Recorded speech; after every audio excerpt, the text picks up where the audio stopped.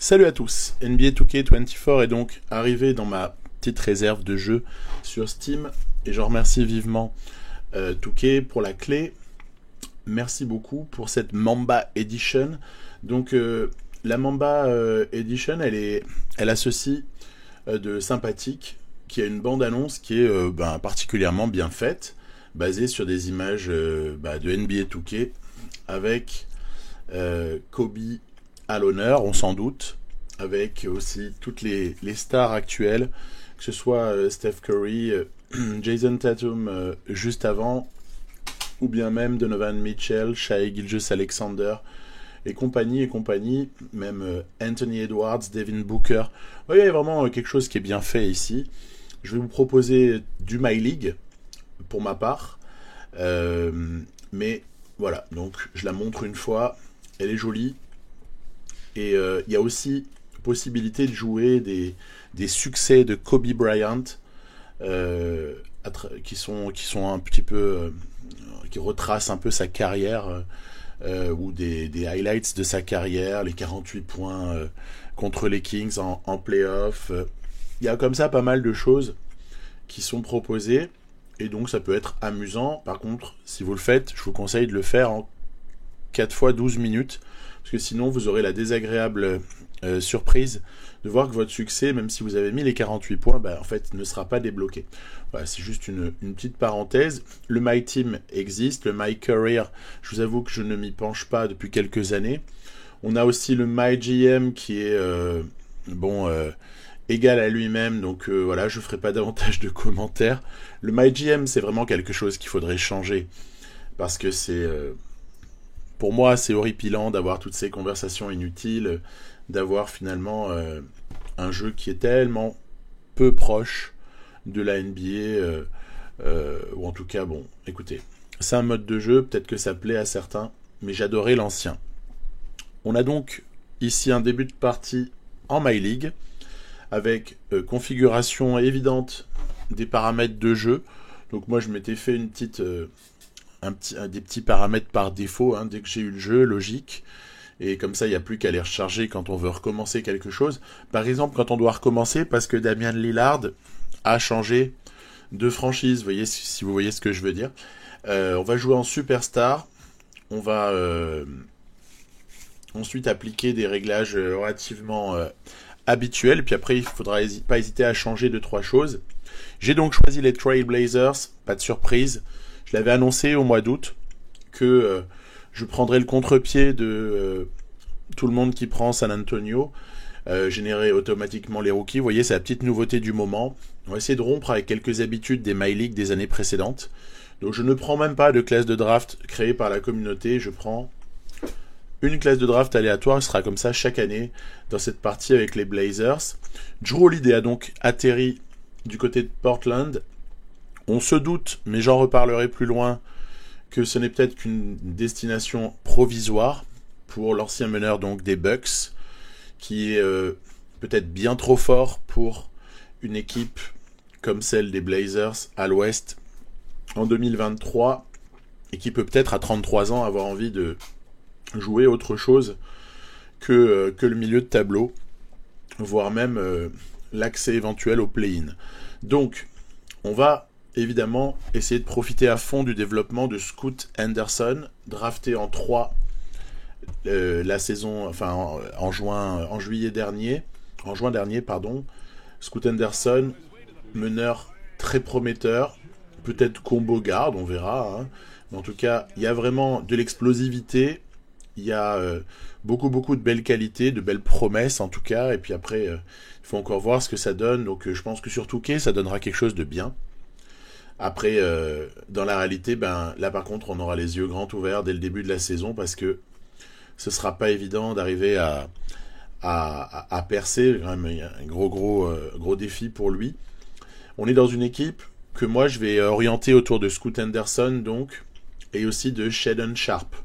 Shaedon Sharpe qui lui a déjà une année d'ancienneté dans la ligue et qui poste 2, 3, après c'est variable selon chacun, devrait pouvoir aussi se développer de belle façon.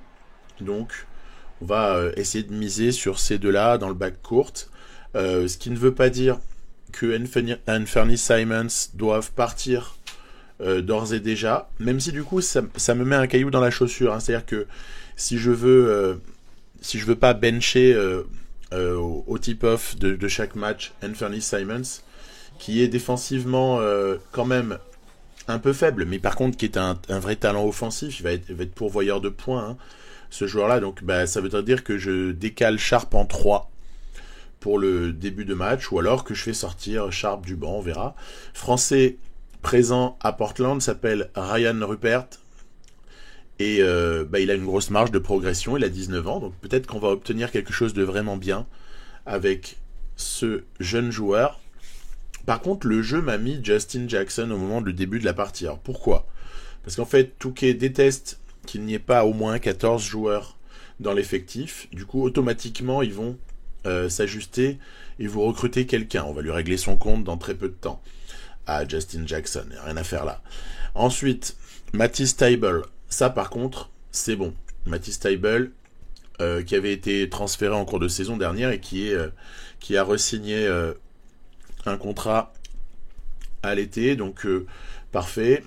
Ça peut être toujours un apport intéressant. Puis en plus, on voit bien qu'au niveau des Sixers, il y avait une utilisation qui était pas du tout optimisée, hein, pour ce jeune joueur.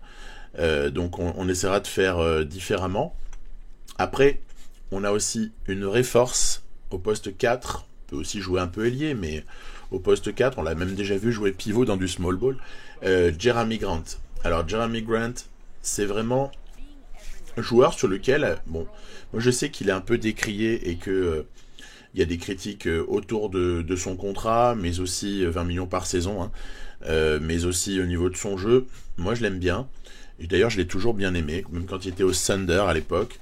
Donc je pense que c'est un vrai très bon joueur. Après on verra si on a besoin d'une monnaie d'échange à un moment donné, peut-être qu'il entrera en jeu, tout comme Anthony Simons, parce que derrière, au poste 4, ça pousse avec Chris Murray, d'une part. Donc Chris Murray, joueur qui semble très prometteur.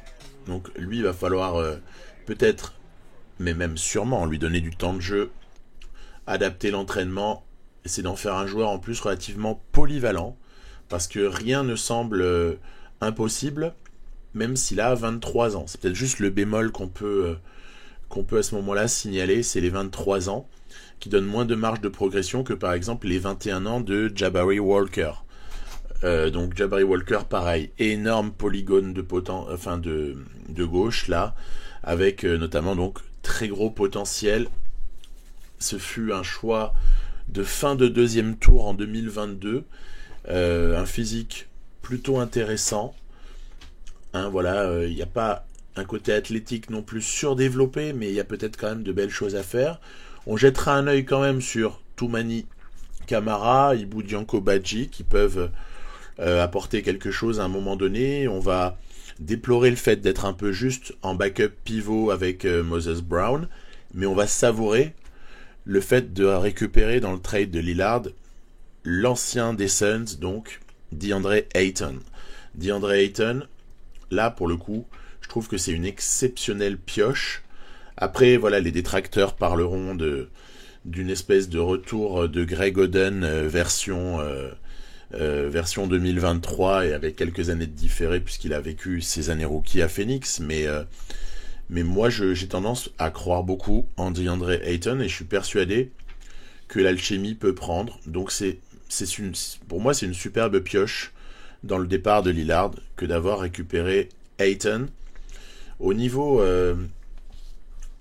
du plafond, de la grille de salaire en fait, hein, on voit bien que bon, le contrat de Jrue Holiday pèse lourd, mais c'est pas tellement ça. C'est surtout à signaler que on devrait pouvoir très vite sortir des difficultés salariales dès l'année qui suit, et ce encore plus si on trouve une solution gagnant-gagnant pour Jrue Holiday. Donc il y aura après vraiment de grosses possibilités de tomber sous la taxe de luxe et y compris même peut-être sous le plafond salarial tout simplement, ce qui permettra soit de re-signer des mecs soit, mais en plus peut-être qu'on aura eu d'autres mouvements d'ici là, hein, mais peut-être de pouvoir entourer Henderson et Sharp d'une manière différente au fil de l'évolution de la partie. Alors, on va régler le compte à Justin Jackson. J'ai rien de personnel, c'est juste le business. C'est qu'en fait, j'ai pas du tout envie d'avoir Justin Jackson dans cette équipe. Et puis en plus, il n'a rien à y faire. Donc, merci le jeu, mais non, en fait. On va plutôt aller chercher un agent libre qui était déjà à Portland l'an dernier. C'est quelqu'un que j'aime beaucoup, mais ça n'a rien à voir. Il s'appelle Justice Winslow, donc l'ancien du Heat, passé par Grizzlies également. Et puis bon bah finalement, on est d'accord qu'il s'est un peu perdu suite à cette horrible blessure à l'époque encore à Miami. Puis après trade contre Iguodala, qui n'a, bref. Pour moi, ça a été une très mauvaise gestion de la part des general managers. Et voilà, j'ai beaucoup d'estime pour Justice Winslow, capable d'occuper vraiment pas mal de postes, très très gros défenseur. On l'ajoute donc à notre effectif, comme j'imagine qu'une équipe ne tardera pas à faire, parce que c'est quand même un joueur qui a de vraies qualités, à l'image d'un autre chouchou perso, c'est Chris Dunn au Jazz. Vous voyez, il a fini quand même par trouver une franchise, faut pas rigoler. Par contre, au niveau des choix de draft à venir, on est sur quelque chose, un chantier un peu dévasté, hein, parce que le pick des Blazers, certes loterie protégée pour 2024, il est en possession des Chicago Bulls. Et on a très peu de picks, hein, quand on regarde. Hein. Il y a donc évidemment le 2025 éventuel, sinon le 2025 partira aux Bulls. Puis après 2026, mais on peut pas dire que c'est une équipe qui regorge de picks. Et ça, donc, ça en fait un candidat pas forcément idéal à une reconstruction totale. Ou alors, il faudrait commencer à obtenir des pics, des premiers pics pour les années 2024, 25, 26, par exemple, en l'échange de Jrue Holiday, Anthony Simons et par exemple Jeremy Grant. Hein, ce seraient les trois valeurs marchandes principales. Trois mecs en tout cas qui auraient la meilleure valeur marchande en l'état. Donc à voir, parce que j'ai pas envie d'enlever les deux autres a priori. Et puis sinon, par contre, Jrue Holiday, va falloir trouver quelque chose. Parce que oui, beaucoup d'observateurs, beaucoup de suiveurs, beaucoup de journalistes américains signalent à quel point Jrue Holiday n'est qu'en escale aux Portland Trail Blazers. Néanmoins, je l'inclus dans ma rotation de départ. Et vous allez voir, je vais faire en sorte de ne pas trop avancer sur ce premier épisode, de ne pas trop avancer la saison, parce que on attend quelque chose, hein, par rapport à Jrue Holiday. Donc on se dit bien que quelque chose va arriver assez rapidement. J'envisagerai en fin d'épisode 3 destinations qui, à mon avis, sont privilégiées à voir. Mais bon, pour le moment, il est là, donc il joue. Il joue et il est titulaire, bien évidemment, à 88 d'overall avec le moral, là, en 87 plus 1. C'est bien normal qu'on fasse démarrer Jrue Holiday. Du coup, bon, bah voilà, Scoot Henderson aura quelques matchs qu'il aura démarré sur le banc. Et puis ensuite, on fera les choses normalement, c'est-à-dire qu'il sera starter dans cette équipe. Donc voilà, bah vous voyez, j'ai ensuite un peu équilibré les temps de jeu. On a donné un peu de temps à Walker, un peu de temps à Murray. On a été obligé d'en donner à Brown. Franchement, j'exclus pas de basculer Jeremy Grant en backup pivot, hein, sur les semaines qui vont venir, parce que c'est juste pas possible. La mobilité de Moses Brown, c'est catastrophique in-game. Donc on verra bien. Pour l'instant, donc, on va devoir faire avec ce qui est là. Et notamment, donc, faire sortir du banc Scoot Henderson, le petit prodige. On aura aussi, voilà, des minutes pour Tybal et les jeunes. Puis après, il va falloir définir des petites priorités. Alors bon, là, les priorités sont pas difficiles à définir ici, hein, en termes de priorité offense en attaque. Jrue Holiday, bah non, j'ai envie peut-être de privilégier Scoot Henderson pour pas qu'il soit l'oublié par le jeu lorsqu'on simulera. Ayton doit absolument être dans les priorités, sinon on va commencer à le perdre moralement, et Shaedon Sharpe doit faire partie aussi. Voilà, bref, je suis raccord avec ce que je vous ai annoncé d'emblée. Je pense pas que Jrue Holiday sur quelques matchs va tomber à 0 de morale juste parce qu'il n'est pas dans les 3 priorités des Blazers, pour lesquels peut-être il ne jouera jamais en fait IRL. Donc après, en ce qui concerne l'aptitude stratégique globale pour Chauncey Billups, on est, moi j'ai opté pour du 7 seconds parce que on a une équipe assez mobile, notamment le pivot et le poste 4 sont très mobiles, et après les autres sont aussi de vrais athlètes, et donc 7 seconds choisi ici, même si Chauncey Billups il préfère la défense, mais pour la défense ça supposerait de revoir 2-3 trucs, donc c'est pas du tout adapté à ce moment-là. On démarrera du côté des Clippers. Je me suis occupé de l'entraînement en marge de tout ça, et individuel, collectif, et puis on va basculer directement vers le premier match. Alors c'est pas évident parce qu'on rend visite tout de suite aux Clippers. Les Clippers, c'est quand même une équipe qui a pas tout à fait les mêmes ambitions que les Blazers cette année. D'ailleurs, quelles sont les ambitions des Blazers cette année? Ça, on pourrait aussi en débattre. Pour moi, je vous dis, c'est en l'état, c'est play-in. Et si par exemple Jrue Holiday était lâché contre une poignée de figues, à ce moment-là, ce serait tanking non déclaré, plus ou moins, en espérant avoir une surprise, mais voilà. Clippers, ça se bat pour autre chose, évidemment, on le sait, pour le haut de l'Ouest. Donc ça démarre avec quelque chose de difficile à gérer. Le point faible peut-être de ce 5 de départ aux Clippers, c'est très probablement l'ami Nico Batum. Nico Batum qui dépareille un peu par son overall, alors qu'en fait c'est un excellent joueur, mais bon bref. Ok, petite parenthèse. Moi j'aurais mis Maurice en fait, mais bon bref, on s'en fiche. Ils veulent le faire sortir du banc et tout, peu importe. En fait c'est pas très important. On cherche à trouver de l'adresse à 3 points là, et c'est délicat de trouver ça en tout début de saison NBA 2K, parce que les timings de shoot évoluent un peu chaque année, même si je trouve qu'on est proche de ce qu'on a connu l'an dernier. Mais du coup j'ai forcément un peu du mal à trouver mes repères. Norman Powell contré ici en fin de possession par Jrue Holiday, toujours excellent défenseur.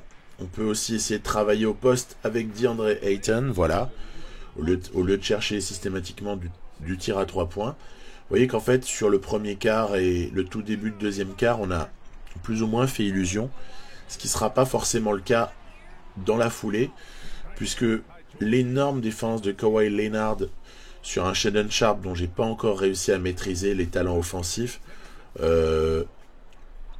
c'est beaucoup trop dur.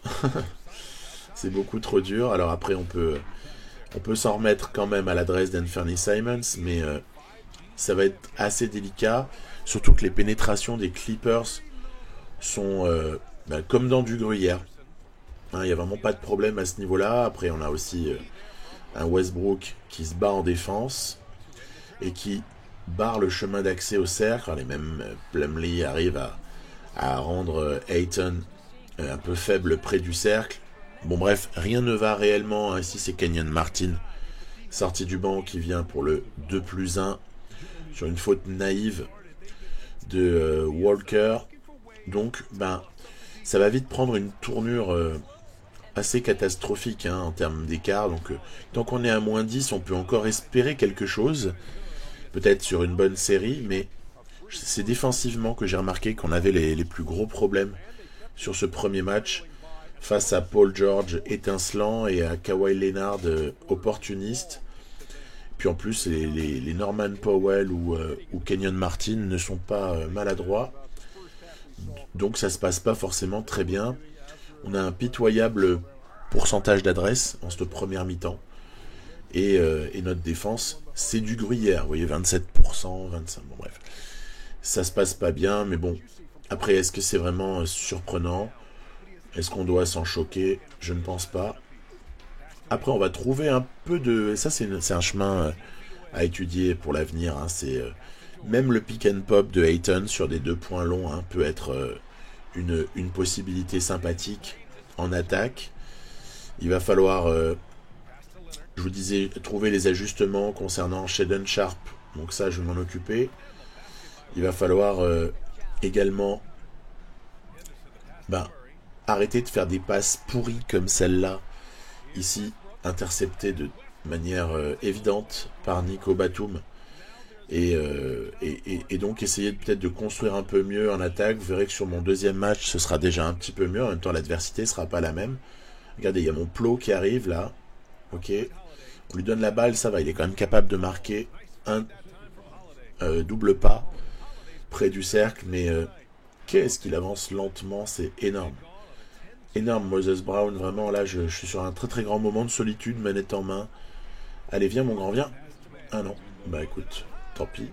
Voilà, c'est Glooby Boulga basket, là, c'est absolument odieux. Petite contre-attaque. Est-ce qu'on arrive à mettre ça? Oui, ça va.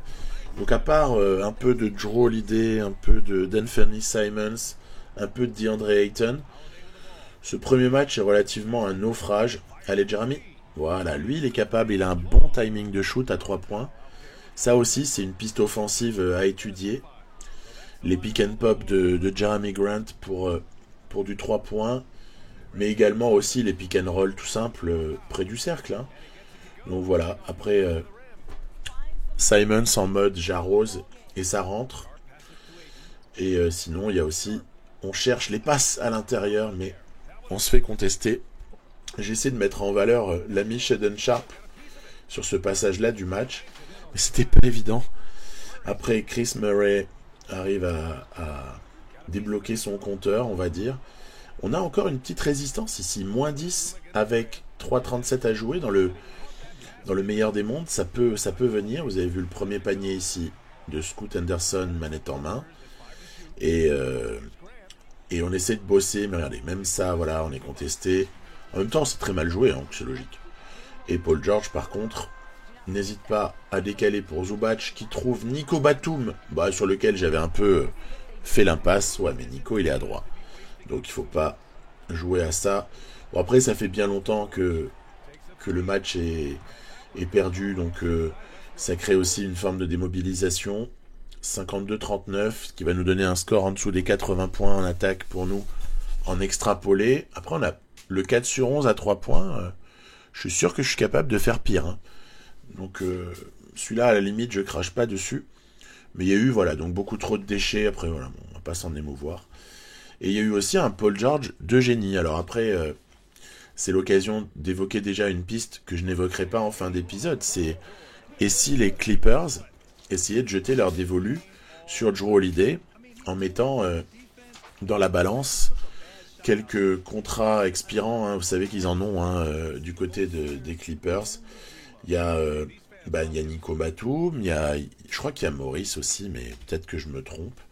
Il y a possibilité hein, d'envoyer du contrat expirant, mais après il va falloir envoyer des pics aussi avec, parce que s'il n'y a pas de joueurs en échange en quelque sorte, parce qu'on est amené à couper tous ces mecs-là, il va falloir envoyer des choix de draft. Et là par contre, il me semble qu'il y en a quand même de moins en moins du côté des Clippers.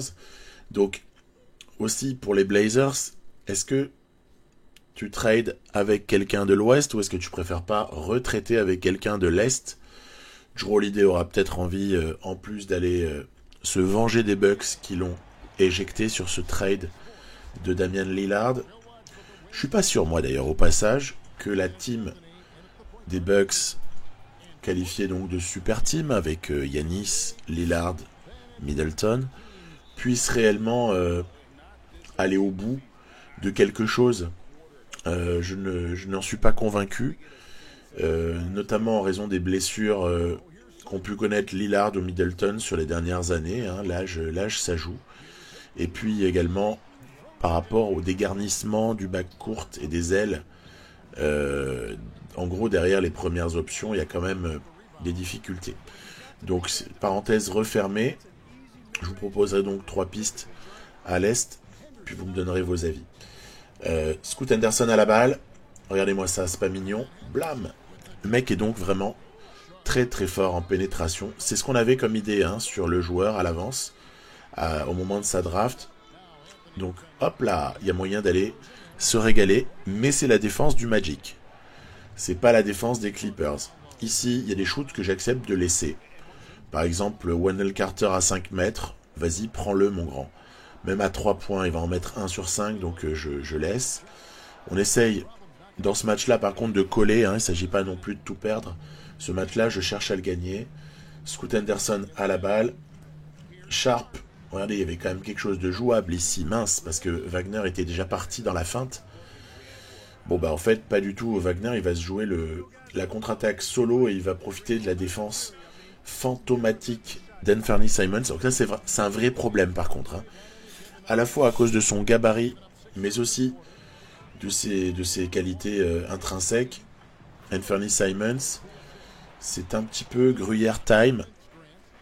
Ensuite, bah, on a vu que Chris Murray pouvait déjà contribuer. Je vous avais annoncé un profil complet. Ben oui.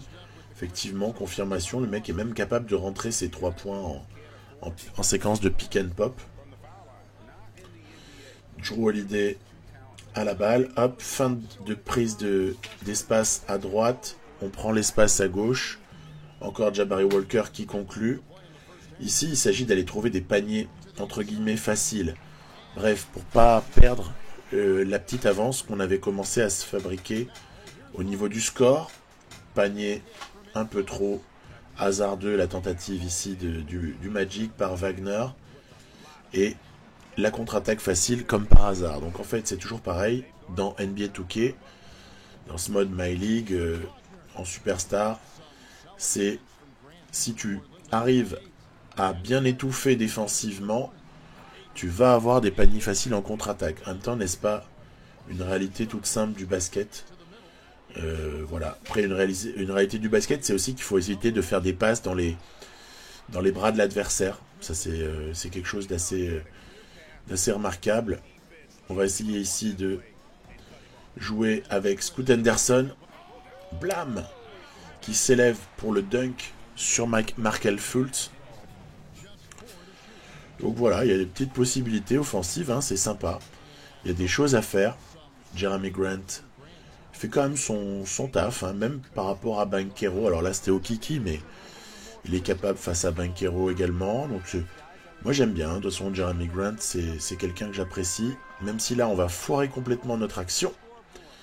Et on va se mettre en danger. Regardez, hop là, perte de balle complètement débile.